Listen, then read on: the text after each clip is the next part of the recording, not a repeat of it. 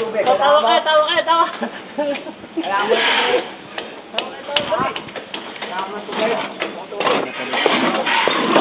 Oh, ito, wakakati sa ibubol sa yung ginagawa ko eh. Wakakati mo.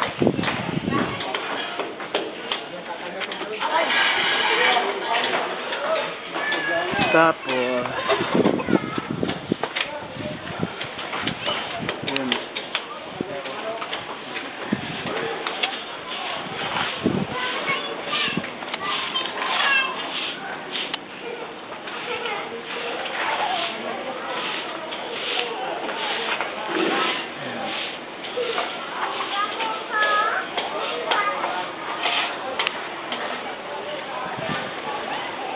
Ito, yan.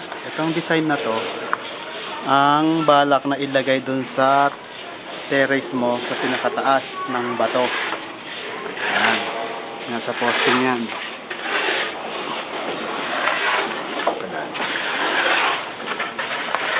Yan, dalawa. Meron na. Tapos,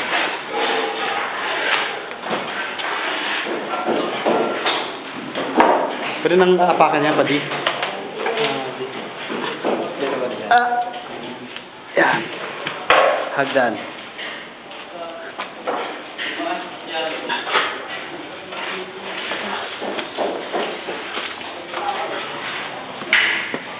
Tapos,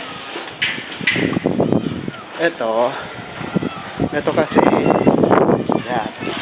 Ito yung pinakapasamano niya, di ba? Ito. Tapos, dito, yan. Itong part na to, ito, bali dito, bali ilalagay yun, yung sinabi ko sa kanina, yung nandun sa poste, yung design na yung ilalagay dito, pag ganyan. Kasi, yung mga bato-bato, pag wala nun, pagkabit dito, yan, bali pagkabit dito, di ba? Nakadikit dito, makikita yung dito niya, yung pagkakadugtong nito, pader at saka yung bato mo. Ngayon, ang lalagyan nga nun, yung design na yun, yung nasa kaparehas nung nasa posting yon, ilalagay dito sa pinakataas na to. Yan lang, kung gusto mo lang. Kasi di ba pag finish kasi nito, pagkabit ng bato, bali makikita yung dito, yung nung bato, pinakagilid ng bato. So, kung may pasama, takip siya, hanggang dito siya. Makinis na dito. Yun lang. Tapos, yun na. Ito pinaka-poste mo. Parang gusto mong sabihin ni Bad, kung lalagyan to ng bato, kasi sabi mo, diretso lang walang bakante.